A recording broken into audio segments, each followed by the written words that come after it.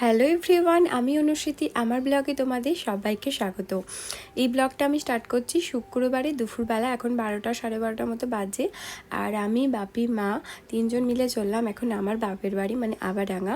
আর শানি পোস্ত যাচ্ছে না, কারণ শানিরও অফিস আছে। আর পোস্তকেও নিয়ে যাচ্ছি না, কারণ আমাদের একটা প্রোগ্রাম আছে, তো সেজন্য ও শানি আছে বলে ওকে রেখে দিয়ে চললাম। আমারও শরীরটা ভালো ছিল না, আমি ভাবছিলাম যেতে পারবো না, কিন্তু মা বলে না, ঠাকুর যখন চায় তো তখন যেতেই হবে, সবারই ভাগ্যে এটা জোটে না, সেজন্য। আর আমি যখন দেখলাম যে না, এই আনন্দটা তো কিছুতেই ছাড়া যাবে না।